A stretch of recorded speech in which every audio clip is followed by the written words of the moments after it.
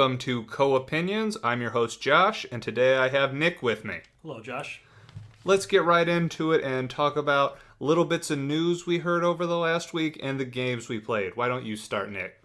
Josh, I've been playing a lot of Yakuza 5 recently. I think I spoke about that with you last time when we were discussing video games. The game has continued to be delightful, but I do have one complaint that I do want to voice that I just think is unacceptable. Yakuza 4 involves a video game character being stuck in prison for a portion of it. The name is Taiga Saejima. So he's stuck in this jail, and there's this crooked warden, and you go ahead and you break out of jail, and it's cool, it's awesome, it's great. So I'm playing Yakuza 5, and I see that this character is making a comeback. This character is once again in a prison. Once again, I'm breaking out of prison. Going from the sequel, they changed it up this time because the warden's actually a cool dude, and there's another prisoner who's a real jerk. And before the prisoner was a cool dude, and the warden was a real jerk. That's not enough of a switch up. I'm looking at this going, come on. So what's a cool dude for a warden out of curiosity? Like, does he let him have pie and extend? He's an honorable fellow. Yeah, so the other warden was crooked and tried to murder all the prisoners under his care, and this warden is dedicated to the rehabilitation of prisoners. It's important to keep in mind that Yakuza games are essentially written for 13 and 14-year-olds. It's kind of a guilty pleasure for an adult to play these and appreciate the writing. Okay. I didn't know if you meant like he was a real hands-off, you can have an extra 30 minutes in the yard. And to the first warden, why would he kill his revenue streams? It's a secret prison only for the meanest of inmates. It's not even known to the journalists. Cool. Great. What else have you... Oh, wait. Did you have anything else on Yakuza? I did have a little bit more. I've really been enjoying... After I finished breaking out of prison, I'm now stuck in a remote mountain village. And going back to what I mentioned about the strength of Yakuza and how it's great at taking that Sega idea of just take small, enjoyable sections of gameplay and then repeat it out. There's a whole side story thing now where I'm essentially a deer and bear hunter. I'm hunting and trapping for food in the remote mountains of rural Japan as a side quest. And I level up as I do better and better at this. It's delightful. For a brief moment, I thought you were going to say, I'm a deer. I'm like, did they really go to that level? No, was not to be. Well, that sounds delightful, even if it's not a game I'll ever play. Although you should. Nah. Yeah, we'll see. I think I got a lot of stuff on my backlog right now I can't really touch. So, other than that, I've been doing some playing of Final Fantasy XIV. Specifically, what I've been doing is going back to some of the very, very long grind-style quests that they had before, called the Zodiac Relic Weapon. Oh. With the launch of Heaven's Ward, they went back into the A Realm Reborn Zodiac quests, and they went ahead and nerfed all of that content. So, that's really, really delightful. I am Ozymandias, King of Kings. Look upon my relic, ye mighty, in despair. For all the people that did the grinding before, when the drop rate for items was 10%, that drop rate is now 100%. What? It makes it much, much quicker to do these things. There is still absolutely a little bit of grinding, but it's kind of a nice excuse to replay old content, and it doesn't take too much time because they've essentially said, no one cares about this. This is going to result in an item level 135 weapon. By the time you hit level 60 in our expansion, you're already up to item level 180. There is zero reason you would ever use any of these items again. It's fun, and that's what I've been playing, Josh. How about yourself? So I picked up, and I mentioned this on the last podcast, the Old Hunters, the Bloodborne DLC on Friday, and I really thought this was going to be a substantive DLC. I'd read online it took 10 hours to complete. The suggested level going into it was 65. I got the Platinum on Bloodborne, which means I had to go through all the challenge dungeons, which includes some that you had half-life on, some where the enemies dropped as much experience as the final bosses were. And so this 65 required level I went into at 160. So I demolished it. And this is where you have to question, is it on me or the game designers? Because if it was a well-designed game, you would think that it would provide a challenge in such a way that it scaled with the level and it would still provide a challenge to me. But the other side of that is if it scaled with the level, it kind of did. Level 65 is in-game content for Bloodborne. I was just wickedly overpowered from getting the Platinum and not playing New Game Plus. So I don't know if I should be disappointed in the designers or myself, because I knew I was going to be overpowered going in, just not that overpowered. I do know for other games like Dragon Age Inquisition, the way the DLC managed that was essentially to scale without any sort of cap. It sounds like you were at 160. Did you say 65 was 65 was the recommended level, and the cap for this game, for point of reference, is 493, Okay. but it goes up to New Game 7. Okay. So for the enemies you were encountering in this DLC, then where did their levels max out at relative to yours? their levels, it doesn't actually give their levels, so I Okay. just have to approximate, but I was killing the first enemies I was encountering in one hit. Okay. And this is a game where you're supposed to strategize how you attack. I was just going in and beating them mercilessly. So it sounds like in this case then that they reached a certain point where there was no longer any scaling relative to your level. To me, that sounds like a weakness for a DLC that's coming out a fair amount of time from a game that encourages that many New Game Plus. I would imagine a lot of other fans who did that New Game Plus were in even more a bizarre of a situation. The New Game Plus, I am certain, did scale because I was playing it with a friend of mine, and she was playing on New Game Plus, and she was getting riggedy wrecked. Even when I went to help her, though it scales you down when you play with somebody else, when I was playing with her, I was getting beaten mercilessly because I just didn't have to strategize like I used to. Some of these battles were intense. You saw some of them. You really got to dodge. I didn't have to do that much. That being said, the final boss is kind of a dual boss, which are really cool in games like this. A good action dual boss is really pleasant.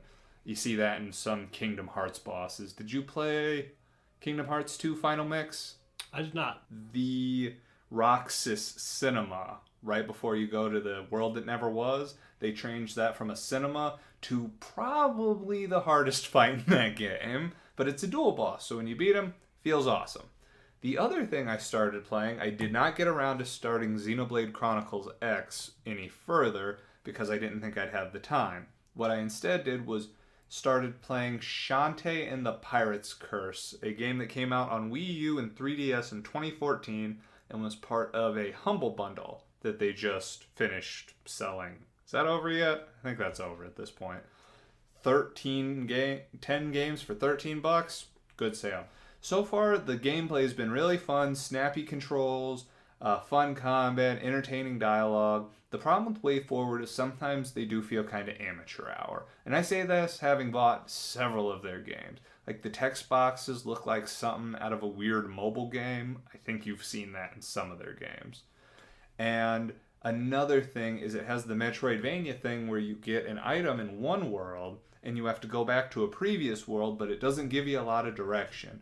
So an example I'd used before was I beat World 3, and then when I went to World 4, it says, you need a key. Cool, where do I get the key? You need a key. Great. What it was the item I got in World 3 had to be taken to World 2 and bust open a door that wasn't really evident as a door. And then that gives you the key that you take back to World 1. They go, yep, that's a key. And then you go to World 4. It feels like padding, which isn't great in any game. For example, your Zodiac 10% drop weapons and make you blow your brains out. But it hasn't drawn on too long, and I'll probably wrap it up. This week, I'm 3 hours in and 50%, so I could... Well, Do you think you'll go for 100%, or do you think you're going to beat the final boss and say, well, that's that? there are collectibles in each level, dark magic things. You have to search out enemies and kill them. I think that the collectibles will either be crucial if they're something that gives you a different ending, then yes, I will go for them. If there's something that requires you to get into the last level, they'll give me some kind of compass that'll tell me where it is. If it's just a thing, I probably won't do it. You got to have an incentive, which for better or worse is where trophies have really shined. It really incentivizes you to maybe play a little differently than you normally would, and you see a lack of that drive on Nintendo games. For example, with Mario Kart, when they took out the requirement in Mario Kart 8 that you need gold trophies, 3 stars, whatever, to unlock people, and it was just keep racing. Yeah, I know people didn't really get into it as much. For example, I didn't. When the 50, 100, 150cc scaled downwards, you got a gold on 150, it counted for 150. So why would I play on the other ones? But that's just me. Let's go ahead and move into our topics today. I believe you are up first with obtuse mechanics. That's correct. I'd been playing some Final Fantasy Explorers, not this most recent week, but the one prior, and it really kind of touch pointed to me of where this is an issue. What is Final Fantasy Explorers on again? I know I'd heard it announced, but that's the chibi one, isn't it? That's correct. So it's a 3DS game, and kind of the idea behind it is to take that Monster Hunt style of gameplay. So you're roaming around, it's very much action combat, and they pull in, of course, all these different elements from the Final Fantasy series. So you have different jobs that you can select from. You can mix and match for as far as the different skills. So I play as a monk who also has some white magic abilities so that I can heal myself in boss fights, for instance. And a lot of it is kind of focused around going around and hunting the elemental summons. With both Final Fantasy XIV and Explorers, that seems to be a increased focus recently, is let's go and fight these different summon monsters from the games. How far back do those summons go? Because I know that was something that got me mildly interested in 14, was you were fighting all these summons. And what were they posed as? Just elementals, was it? They were called... I'm blanking on the name, unfortunately. I want to say Eidolon, but I feel like isn't it the thing from 9? Well, I think I'm trying to remember if that's the name that they give them in Final Fantasy Explorers, or if that also carries over into Final Fantasy XIV as well. I think it did, and I know that finding out one of the semi-final bosses was Bahamut almost made me get into 14. Then I watched other people play it and decided I'd rather cut my wrists open. But that's neither here nor there. Going back. Thank you. So where the obtuse design for Final Fantasy Explorers really became clear to me was that as you're fighting these monsters out in the field, then you go ahead and you eventually unlock these special abilities that you can use as you chain together these combos fighting monsters. When you trigger these abilities, however, there's no messaging around what they do. Now, you do have side quests that are out there essentially to trigger each of these abilities, so all of a sudden it becomes, hey, there's 25 new side quests available, and each of these side quests is just use the Super Snipe ability, use the Hypertrance ability, use 1,000 needles. For some of these, and you can tell as you're using them and observing them, oh, hey, that's what it does. 1,000 needles is a great example. Every hit that you deal to an enemy now deals 1,000 damage. That's great. Super Snipe didn't tell me anything. Did it increase my accuracy? I have no way of knowing that. This game is a little bit aware, essentially, of how much stuff there is to explain. So you have one single individual in the only town in the game. So you have town and you have field, essentially. This guy's sitting there. You go ahead and you can talk to him before you go out into the field to brush up on any of these mechanics that you need to talk about. I talked to him at one point because I'm wondering, all right, well, surely they've documented this somewhere about what each of these things does. No, there's nothing. All it is guesswork. Guesswork and whatever the internet might have managed to cobble together. Nothing in the instruction manual, nothing in the game's official tutorial. It's just a mystery. I like the idea that Super Snipe shifts perspective, that you're on a grassy knoll and suddenly you see a guy's head in a convertible explode. I don't know why. That's immediately... I have no idea what it was. And then you see Lee Harvey Oswald getting led away in handcuffs. I haven't fought the JFK summon in the boss yet. It's been teased. That is one of the nice things about the summons, is they actually introduced a brand new summon for this one. I believe the name for it was Dryad. It was essentially an obese woman sitting inside of a plant. You've seen that in some games before. I know Castlevania Symphony of the Night is a great example, where it's essentially a beautiful woman sitting in a plant and attacking you with vines. I think the name for that is Alaroon. Yeah, that was the thing. It was sitting on top of a weird monster thing, too. What? It was inside like a rose flower thing, essentially, right. The naked woman was. This is that, except kind of cleaned up and made non-sexual. Well, if you're into BBWs, then it's very sexualized. I'm about to say, you're about to make very bold claims here. Maybe some people are into that. It sounds like they're trying to design the gameplay so it tells you what these do, but there's nothing in the game that there's no documentation, help about, because I know some Final Fantasy games, 13 in particular, had pages of dialogue where you had your primer, and your primer had where you've been, who you've talked to, plot points, gameplay controls, basically everything that would be in a strategy guide. All the things that if you put the game down for several months and went, oh lord, where did I leave off, you'd be able to do so. Yeah, it's a goddamn novel, though. This one still has a lot of documentation for stuff, but it's more around like, oh, hey, here's how you trigger all of these different abilities. It's a very, very large and ambitious game, I think, but I haven't played the Monster Hunter game, so maybe it's just a dumbed-down Monster Hunter. Who knows? The real core point, though, is just that you should not have any mechanic inside of your game where it's just guesswork.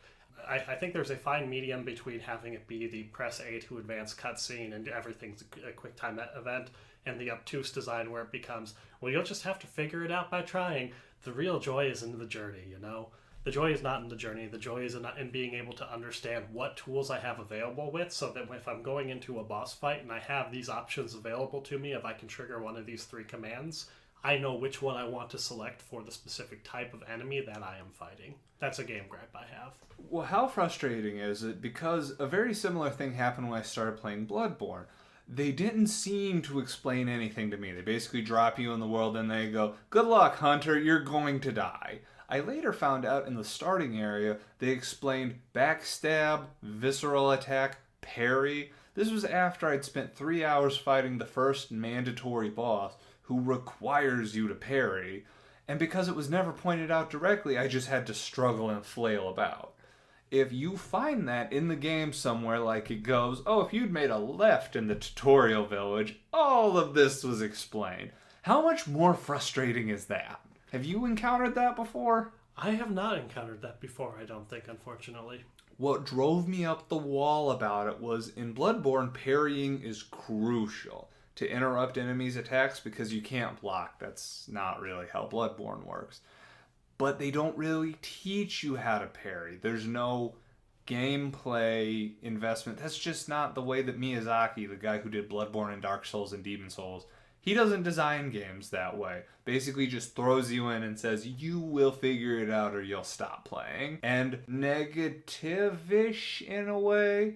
Superior, what's the word? Pride. Yes, prideful statement. I saw Game Grumps beat Bloodborne, so I'm like, I can do this. They did it. It was hard. I think with that, then that's a very dangerous thing to do. So Dark Souls was a huge success, and that's of course, and Demon Souls was a huge success. Spotting this Dark Souls franchise, where From Software has been a commercially successful studio, I think that easily could have backfired them to a great degree. It was successful, I think, because it was such a contrast compared to all the other games that were coming out in that late 2000s periods that were focused on holding your hands. This was a game that was saying, nope, no, I'm not going to do that. You'll figure it out if you care enough. I think if we were in an environment like the old Nintendo video games where then it would have blended in more, because it wouldn't really have been distinct. It would just be, here's another difficult game that's not going to explain anything to you. Was Demon Souls, did you play Demon Souls? There was one game where, and I never played any of them other than Bloodborne. I've considered picking up Dark Souls 3, but going back into the backlog thing, I have 14 games I need to beat, one of which is XCX, another is MGS5. That right there is 150 hours of gameplay. What was I talking about a second ago? You were asking me whether I had played Demon Souls or not. I think Demon Souls. There's a point in the game where I heard you see a dragon, and because of how every other game around that time goes, there's a dragon, you can kill it. What this game has you do is go, there's a dragon, you better figure out how to not die. And you have to kite it to a certain place, and it's a really big moment that recognizes this is what the game's gonna be. It's going to beat you. So, that's what it reminded me of. Anything else to add on this topic? I don't think so. I think that's all I have. It's still an enjoyable game, but that's a little nitpick that I have where I find myself going. It's almost just like a little hole in your shoe where every time you step in a puddle, you got a little bit of water going in. You're not going to throw out the pair of shoes, but you're still kind of wondering, just isn't there a better way? It's one of the things that makes you go, this game could have been better. Yes. It's something that unfortunately immediately locks it out of getting a 10, usually locks it out of getting a 9. Because if the game is difficult to figure out, then how are you going to have fun playing it right off the bat? A game that you... Oh, go ahead. Part of the issue with it is that you have that escalation essentially where it's a missed opportunity, where you get into a fight and you're chaining together your attacks, and all of a sudden it's, oh yeah, you can use this special ability that's now available. So normally that's a great opportunity where there could be a joy essentially in trying to go ahead and strategize and decide, all right, who am I fighting? What should I be doing here? And that excitement of, well, I've unlocked that extra powerful ability. That's minimized. It's minimized because what I found myself doing, at least, is after this initial experimentation where I'm still not able to determine, say, what the Super Snipe JFK combo attack does, I'm just going with the safe bets. Well, 1,000 Needles is going to deal a lot of damage. I guess I'll just go with that one. Yeah. It's a difficult gameplay perspective. But speaking of gameplay perspectives, if we're good with this topic, yeah, fantastic. I wanted to talk about Vanillaware because the remake, you can't even call it a remaster because they're building the combat from the ground up on this and adding new areas, I think, new enemies, lots of new content. Vanillaware is releasing Odinsphere Leaf Dreiser. I don't know how to pronounce it. It is a game that I really got into back in 2006, 2007. I had not played their original release, Grim Grimoire.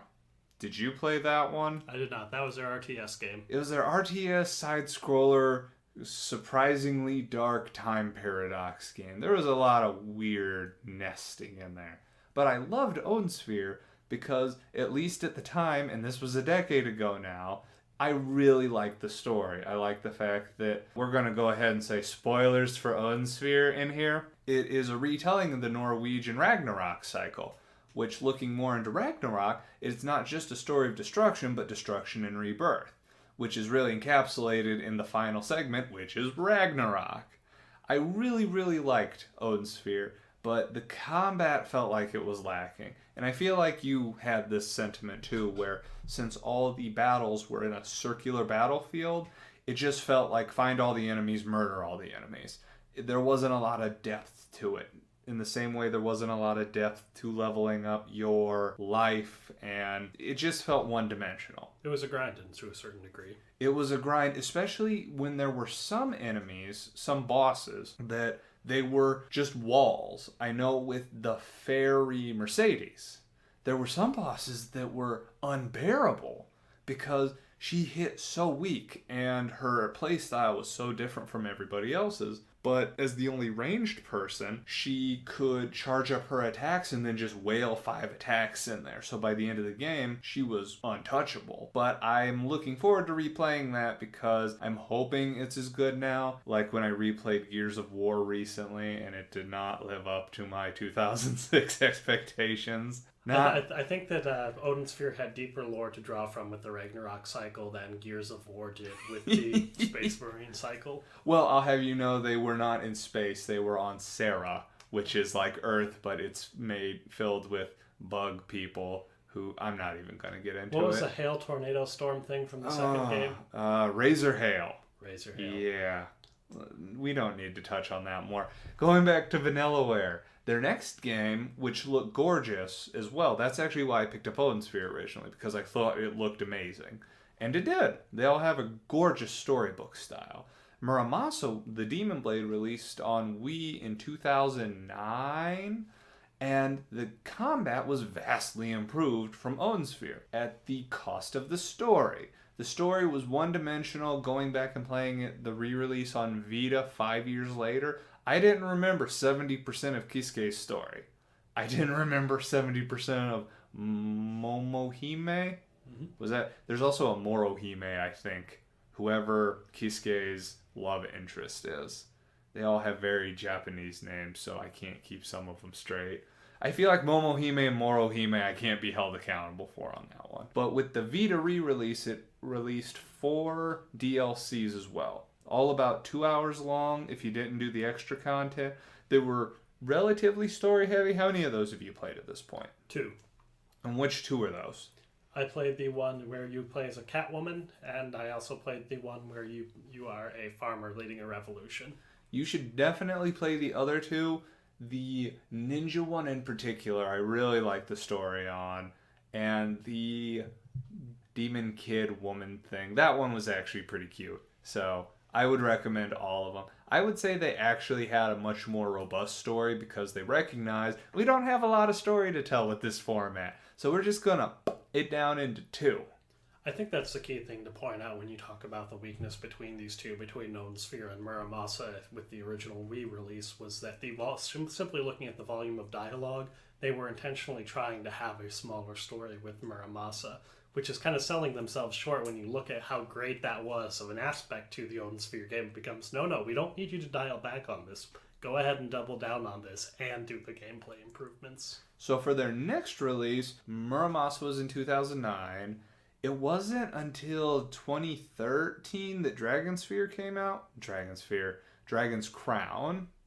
And that, instead of doubling down on the story or the gameplay, was they decided to go with a dungeon crawler, which potentially had enormous depth to it because there were tons of things where you could build characters. There was a little bit of controversy because of the way the female characters were being portrayed. Yes, the sorceress had massive jugs in particular, and because Amazon had a very massive butt. She had the massive butt and the really weird proportion body in general. Not saying that it was a bad body, but when they made the PVC figure, I think, the actual figurine, it proportioned her like the game, and she looked like weird lumpy dough put into an Amazon. Incredibly muscular lumpy dough. It's like steroids that only hit your ass and legs. It was so weird. And there was a little bit of controversy because the social climate had changed a little bit since 2009. Yeah, I know. I'm not happy with it either, but that's not what we're talking about right now. So a little bit of controversy, they shrugged it off. I think they sold really well on that game. And now, here in 2016, Ownsphere is going to be re-released, and they also announced there is some sort of a mech game coming out. You remember that? They announced that at the same time as the Ownsphere remake, and they have said nothing about it since then, which was close to a year ago now, wasn't it? I'm trying to remember, if this was announced at E3 last year, if it was a Tokyo Game Show in the fall. I don't recall. Whichever one it was, all we got was the fact it's going to be some kind of a mech game, it's going to look gorgeous, and as it is Vanillaware, I am going to buy it. I played Dragon's Crown, we played Dragon's Crown, we got through all 7 levels once in one sitting. I beat it all the way through with my girlfriend. I beat through all the way with myself. We played it in the house for a while just because it's a fun game. But like most dungeon crawlers, there comes a point where I beat all these levels 4 times. I'm done building characters. Redoing this with a different character on a harder difficulty setting. They introduced a 100-level challenge dungeon, but like a bad challenge dungeon. It was more or less just the same 10 repeating levels till you got to the very bottom. What intrigued me was you would supposedly get to fight the Demon King, who they'd alluded to in one of the earlier levels. I thought that, wow, this awesome devil monster's gonna pop out of his restraints and we're gonna have a big epic fight. No, it's just reused assets from that level and you wail on his head. I never got there. I looked it up on YouTube because it didn't seem like it was worth the payoff to me. In general, I am a huge fan of Vanillaware games. I want to buy this day one. I think, did you actually commit to buying it day one? I think I'm going to. Okay. I know on Amazon you get 20% off if you buy it within the first 2 weeks, so I may have a change of heart, but Kirby's also coming out around that time, and I'm going to be out of handhelds. I do think with this, for that mech game, then my guess with this one is that we're not going to be seeing it until mid to late 2017. Part of that is just looking at the other stuff that Atlas kind of has on their profile for what they're publishing. We have Ownsphere coming out in June, and then we have Shin Megami Tensei 4 Apocalypse later on in the summer, then Persona 5 at some point, hopefully in September, shortly after the Japanese release. There's enough stuff that's going to be coming out recently. Also, Tokyo Mirage Sessions in June. I think we see more this year, and I think we're looking at late 2017 for a release. I think I'd be fine with that. I'd be fine with it coming out in 2018, honestly, given the fact that I'd want it early 2018. They built this game from the ground up. Ownsphere? The Ownsphere Life Driver. They put stuff back in it. There's a classic mode. I'm excited that they're going to be taking out the slowdown. You remember the slowdown. That was one of the big drawbacks. I think it's going to be a more robust game. I wouldn't say it's as far as developing an entirely new game, but saying that they put a ton of resources toward it makes me go, I'm okay if this took a while and makes the next thing take a while. Do you know if they did any sort of tuning for the game other than outside of just doing slowdown and porting it over? Are there going to be any changes to some of the combat areas potentially, or to the way the level up process works? Oh, did you not see that? I did not. The new combat mode actually turns it into more of a side-scrolling thing than the circular levels. They completely redid how the battle areas work. That's one of the reasons I was so gung-ho, was because the combat sucked in the original. It wasn't bad, it just had nothing special about it. This sucked. It wasn't bad. It sucked in terms of it was boring. That doesn't make it bad, it just makes it repetitive. So when your game's an action game, it sucks if it's boring, it sucks. But that doesn't make it bad. That's my stance. So you got anything else to add with Vanillaware? No, just that I'm going to be looking forward to Odin Sphere Leaf Tracer in June. I am looking forward to it for a variety of reasons. Our big topic this week was going to be Kickstarter games in general. Two things spearheaded this being our big topic this week. We recently got confirmation of the release date of the much maligned Mighty Number 9, which has been delayed 3 times or 2 times. I think it was only 2. I got jaded after the first one. Yeah. And the other announcement that really spawned this was the fact that the second most successful game Kickstarter of all time, Bloodstained Ritual of the Night, it was the most successful till something else took the Shenmue spot. 3. That was... Whoa! I forgot about Shenmue. We're going to have stuff to talk about on that. They said they were going to release a staggered release.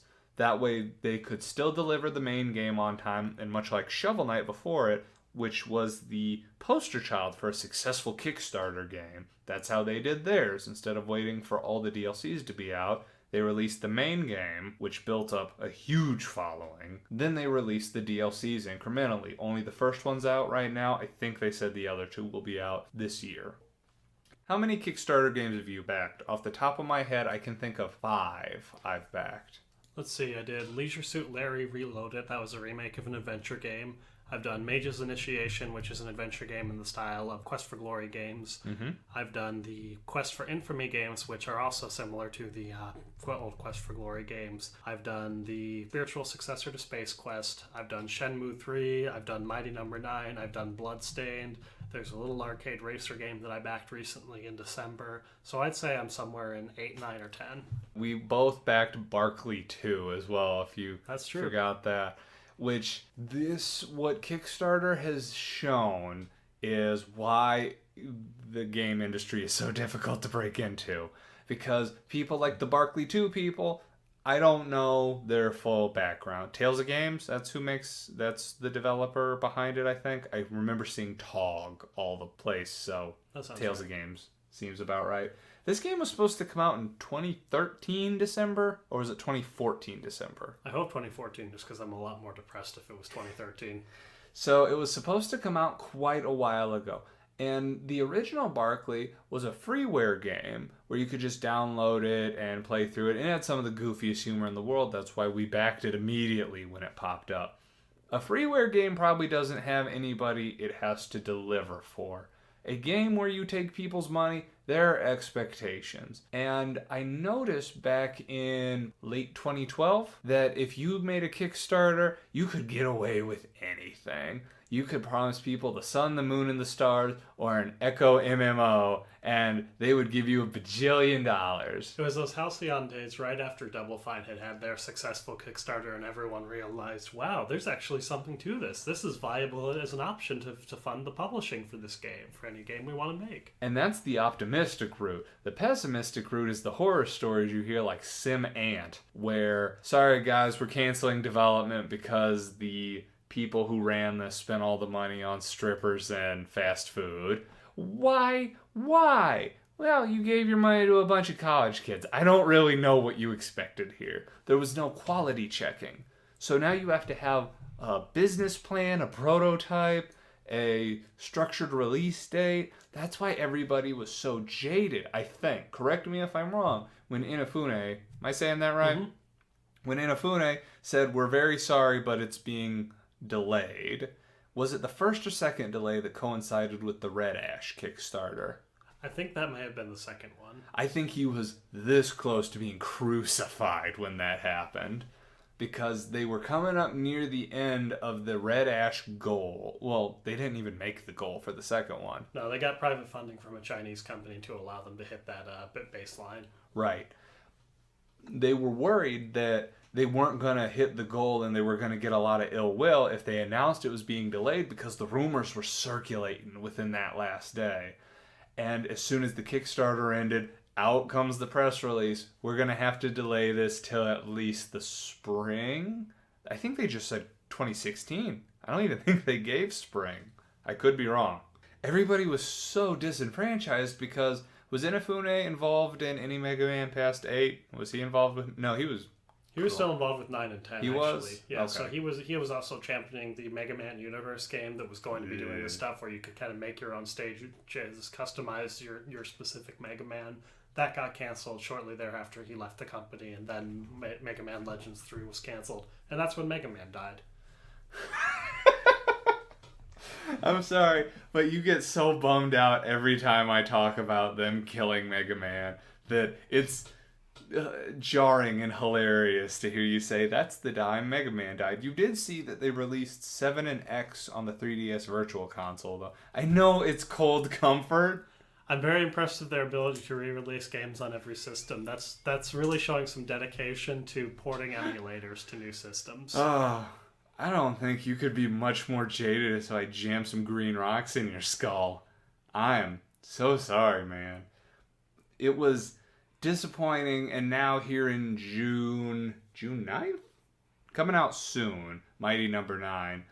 And initial release, I feel like people weren't super stoked. Did you see any of those initial impressions? Well, I think that the whole delay thing has kind of poisoned it. I think the real big lesson there that needs to be learned is that with the internet, a lot of people assume that if you go ahead and explain the rationale for why you're doing something, that the masses will go ahead and understand that explanation and then move on with their lives. So in this specific case, and a lot of what was discussed was, well, we're doing this new Kickstarter because those developers aren't actually working on the game anymore. It's this issue with the network code is one of the things that they talked about for having that co-op available as soon as the game comes out. So these people's skill sets don't apply to that. That's an understandable rationale for if you work as a software developer in IT in general. But as far as people who have put money into this game that has a strong emotional tie for them, they don't care about any of that. They want Mighty Number 9.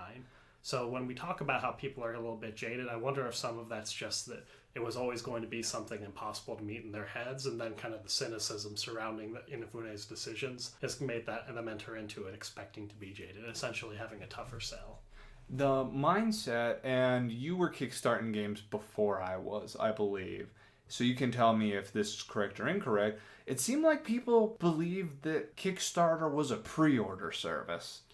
I think the real issue is that people thought that publishers were this big evil boogeyman, and if we can get rid of publishers, it's going to be this beautiful pure world where it's just the developers and just the fans, and we're going to be in this artistic commune, and we're going to smoke pot together, and it's going to be great.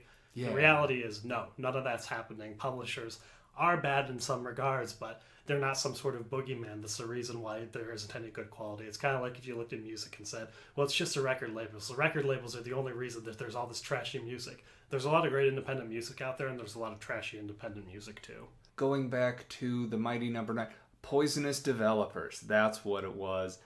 Homestuck. I am filled with disdain at The Odd Gentleman. Josh, why don't you give a little overview of that situation for the uninitiated? So, the webcomic Homestuck developed a huge following between the years of 2009 and 2011. In approximately 2012, they ran a Kickstarter, and it amassed $2.2 million. My numbers might be a little off. To expedite the process of this game, they outsourced the development to somebody called The Odd Gentleman. Everything from here on out is speculation, as it has never been totally confirmed.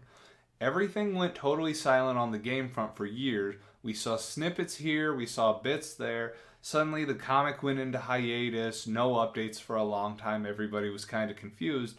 Then somebody contacted the creator of the webcomic Homestuck, Andrew Hussey, through Kickstarter, and asked what was going on. Because it was through Kickstarter, it got around a loophole that he couldn't email anybody. And it turned out what The Odd Gentleman had done was they had taken a ton of their money, all the money they'd been given, and when, who developed King's Quest? Sierra approached The Odd Gentleman and goes, hey, you want to make another King's Quest game? They go, hell yeah, we want to make another King's Quest game. Well, we don't have a ton of resources to give you. That's cool, we got some money. Well, where'd you get the money? Don't you worry about it. What they did was they stole Homestuck's money, and they used it to make King's Quest. I have seen King's Quest free 3 different places. Since it came out, I refused to download it for free because they stole thousands, if not hundreds of thousands, from this Kickstarter. Stole it! It's not even that they just put it on the back burner. They created glitchy assets and then didn't deliver. They had to create an internal development team to make this game. They made a new engine. I'm salty not because you got a face here. On the bright side, they brought back a dormant adventure game franchise from death that had been dormant for over 16 years. I think that's more important than the Homestuck. I will say that it might be more important than at the time, 4-year-old fandom. It was not more important than $2 million worth of money that people gave. Josh, you've been to anime conventions. You've seen Homestuck fans. Aren't you happy about this? I am not... Homestuck's an interesting thing with me, and as we are trying to talk primarily about video games, I won't touch on it too much. Homestuck, I read from the beginning to the end, from the day it launched to the day it ended. And I have never been as fervent as them. Nobody deserves to have their funding stolen. That's true. It doesn't matter how terrible the fandom is. It doesn't matter how great the fandom is, how fervent they are. They still took money that wasn't theirs. And as much as I'm happy to see King's Quest back, I'm kind of the same as you. I've seen it be free for that first episode, and I wouldn't really feel good about downloading it. I would be more likely to pirate it, honestly, and then hand it out to anybody, because that was some shenanigans. It punished the webcomic because it got delayed by several years. And this is another one of those worst case scenarios. I don't think I've ever heard of something as egregious as this, but the webcomic would have probably wrapped 2 years ago if he hadn't had to go through all this nonsense. And all of this really speaks to that risk that fans are essentially taking when they say, yes, we want to crowd publish this game. You are essentially at the mercy of any sort of disruption to the development schedule, where previously a large corporation would essentially have to swallow that risk and decide, do they put more money after this goal, or do they say, nope, we're done?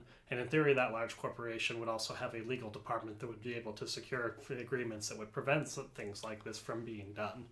And going back to the Boogeyman publisher thing you were saying before, yeah, it might be terrible. We were seeing a few years ago where it seemed like games were coming out buggy all the time. I feel like that's not as much of a thing now. Your huge day one patches, probably because there was some significant launch day issues that allowed for publishers to be the boogeyman. But had this happened, had the Odd Gentleman taken somebody else's money, their legal department would have killed one of their developers and mailed them back. Sometimes you need the enforcer there. And this was a great example because it wasn't even a we don't know what we're doing. They handed it off to somebody who should have.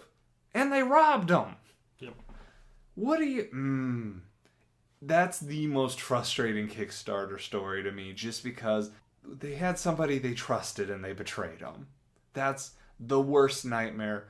If somebody rolled in here today and said, hey, I'll give you $100,000 for this podcast as long as you give me $30,000 in startup. And they weren't somebody who flew in from Korea. They were somebody who had put out 100,000 other podcasts. Why would I think they'd rob me? Nobody else said they robbed them, and then they robbed me. Well, when we talk about essentially doing this kind of a crowdfunding, in my mind, then you kind of have to start to look at it almost as a risk management sort of thing. So as you said, the proven track record of success is kind of that first thing to go ahead and look for. But you're having to keep in mind that these people, when they have that track record of success, always have that machinery of a large corporation surrounding them. They did all of this amazing work essentially as employees of that company, where they had a legal department, a sales department, a programming department. We get attached to these personalities as kind of a face of a franchise, and we pin some of that nostalgia onto them. But the reality is that hundreds of people essentially created that foundation to let that one person be the charismatic messenger for that specific property. I think when you're looking at a Kickstarter, then you have to approach it as hopefully something good comes out of this, and I have to accept the fact that maybe this money is just going to vanish off into the wind. It's no different than any other sort of investment that you make, and that you hope that eventually, through the diversity of your investment, that on the whole, that it's become a valuable opportunity for you. So let's use this as an opportunity to transition into something good to come out of it. Shovel Knight. That was the poster child for how to do a Kickstarter game right. Yacht Club Games came out the gate. They had made nothing up until that point. They had a really strong plan. They had stretch goals. They showed sprites. They showed a demo. They sent demos out to popular Let's Players. This was several years ago at this point, so I know Game Grumps played the demo live on their show to shore up some support. They did everything right. The game came out close to on time. I didn't kickstart it, so I'm not positive. They made good on the promises. They got out the DLC for free. The DLC, which, did you read the infographic that Yacht Club Games published? That DLC cost them $400,000 to produce, and they didn't make a dime off of it. But they promised it, so they're going to make good on it. In addition to that, they also released a amiibo, which, as a huge amiibo fan, I snatched it up.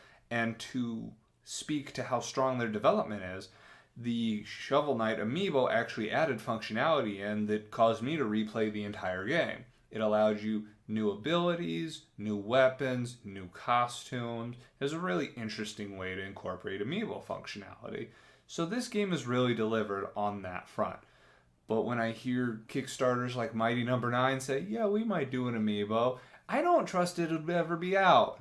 And if they did, every 6 months they'd come back and say they wanted to add more functionality to the amiibo.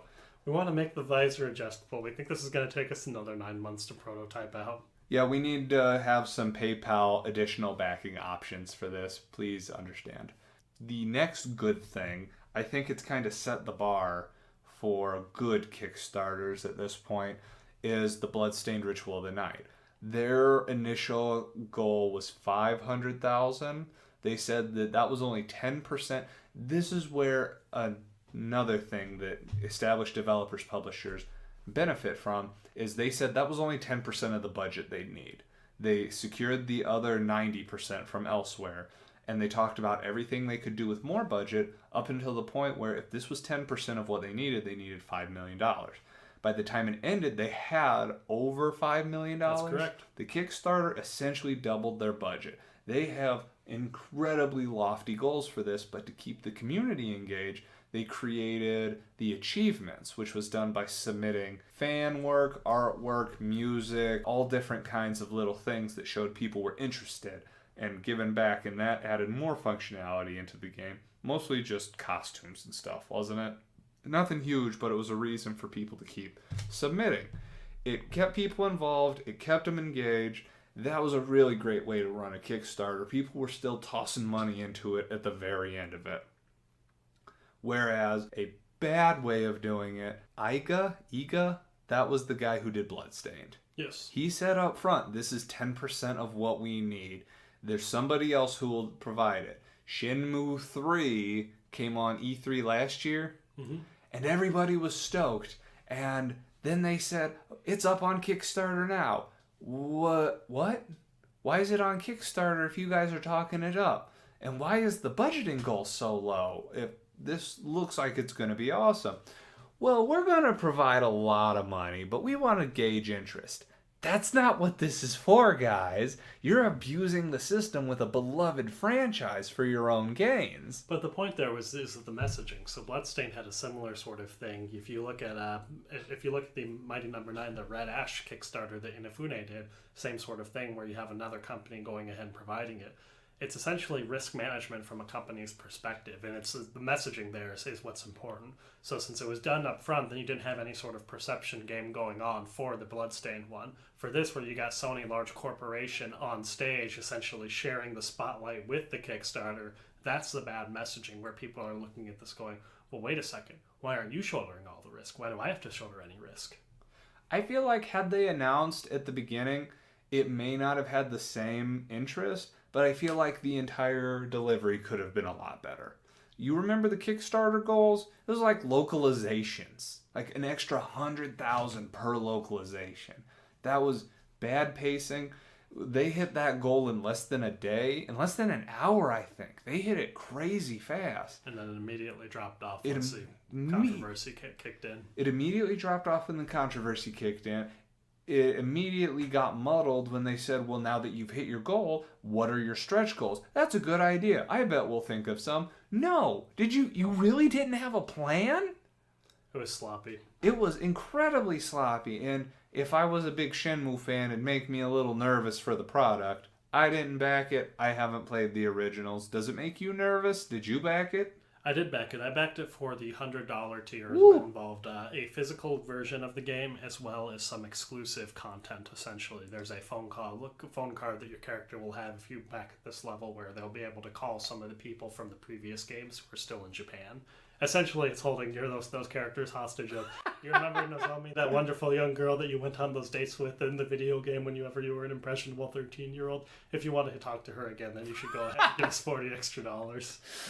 Now, with that, I don't really have too much concern for it, but a lot of that is because I'm not really setting high expectations for it. I think it's important once you get a certain amount of time length past the release of a game that you kind of separate those expectations and understand that the people who, even if these are all of the original team, are just coming back together and, hey guys, we're going to get the band back together. 15 years have passed essentially since Shenmue 1 and Shenmue 2 have come out.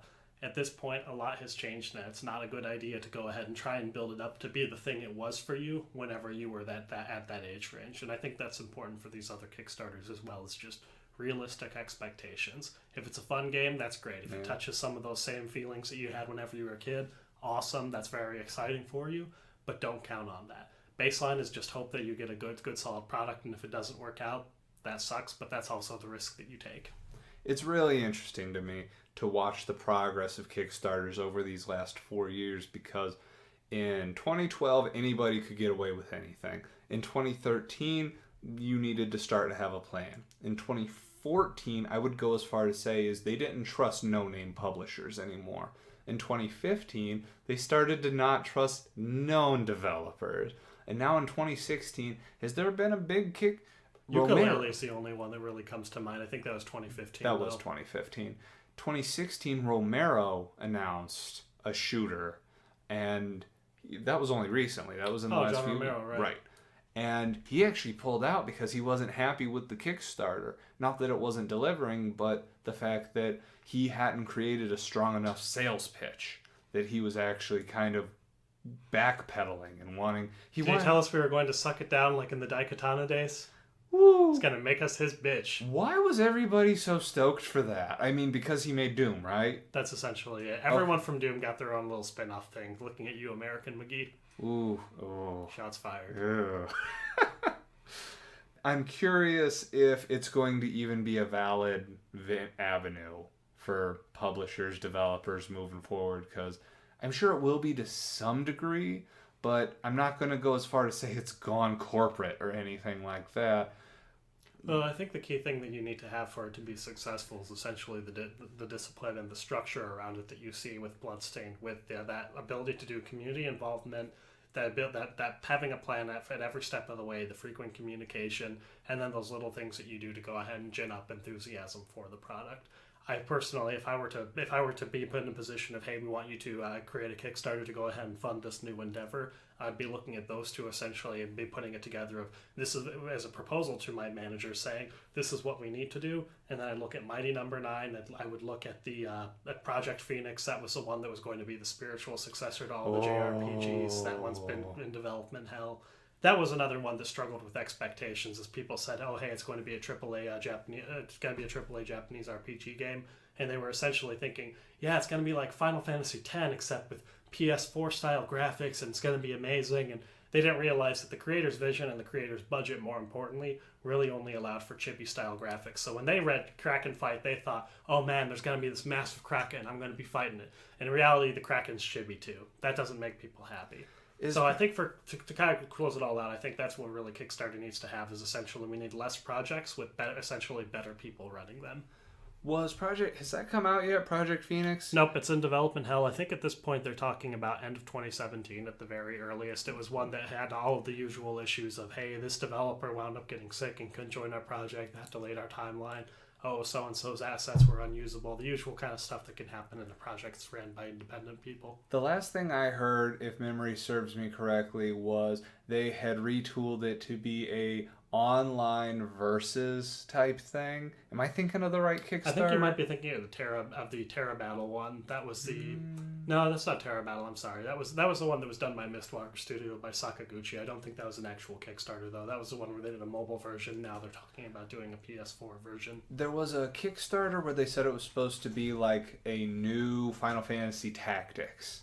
And the last update I'd heard was they'd shifted into online competitive play. Was that? I could have sworn that was Project Phoenix. That's sounding familiar, but I'm curious now. After this podcast, I'm going to have to look that up. I remember people are angry, which is to be understood.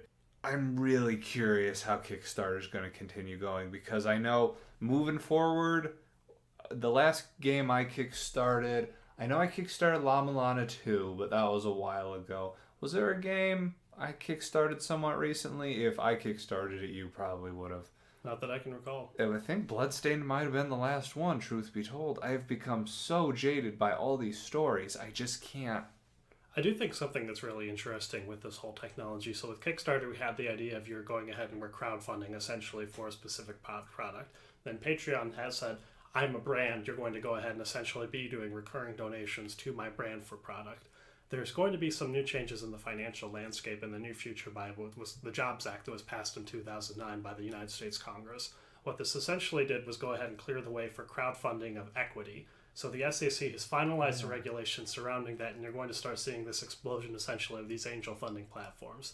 Now that's kind of disruptive in a larger sense, essentially for an individual investor to look at and say, hey, what's my risk tolerance for that?